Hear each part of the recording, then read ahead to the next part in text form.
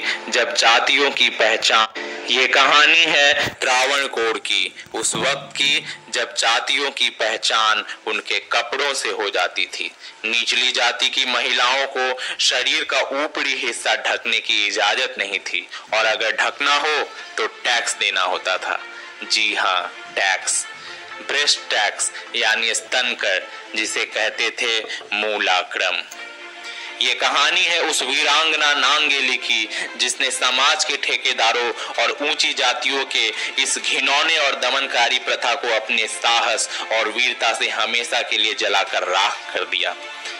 केरल में त्रावणकोर राज का शासन था, जिसमें निचली जाति की महिलाओं को स्तन ढकने की इजाजत नहीं थी। अगर उन्हें स्तन ढकना हो तो उसके लिए उन्हें टैक्स देना होता था, मूलाक्रम चुकाना होता था। और उससे भी घटिया बात कि यह निचली जाति की महिलाओं के स्तन के आधार पर लिया जाता था।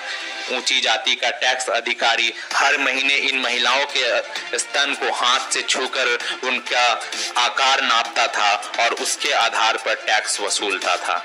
निचली जाति के लोग इस टैक्स को देने में समर्थ नहीं थे, इसलिए उनकी स्त्रियां स्तन को बिना ढके ही रखती थी, जिसे देखकर ये ऊंची जाति के पुरुष घूरते थे, फप्तियां कसते थे, चटखारे लेते थे।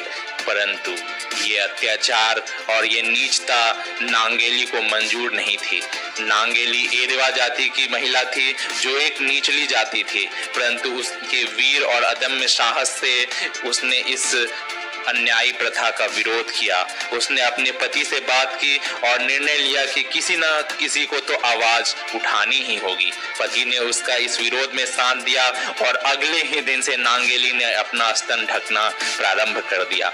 नांगेली का यह कदम सामंतवादी समाज के पुरुषों को उनके मुंह पर करारे तमाचे जैसा था।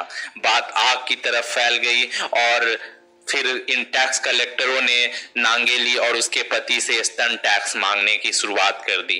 एक महीने के बाद अधिकारी टैक्स लेने घर आ धमके।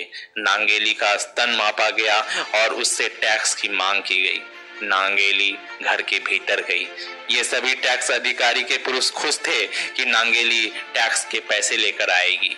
नांगेली बाहर आई, परंतु उसके हाथों में टैक्स के पैसे नहीं थे, बल्कि केले के पत्ते पर उसके दोनों स्तन थे।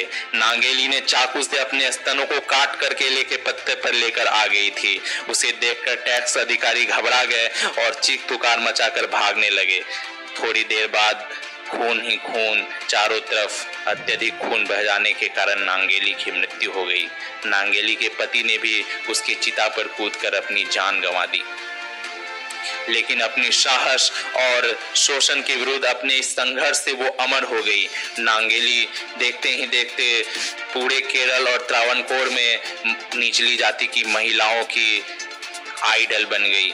देखते ही देखते मूलाक्रम के खिलाफ आंदोलन खड़ा हो गया। सभी महिलाएं अपना स्तन ढकने लगी और व्यापक विद्रोह हुआ और अंततः त्रावणकोर के राजा को यह टैक्स खत्म करना पड़ा।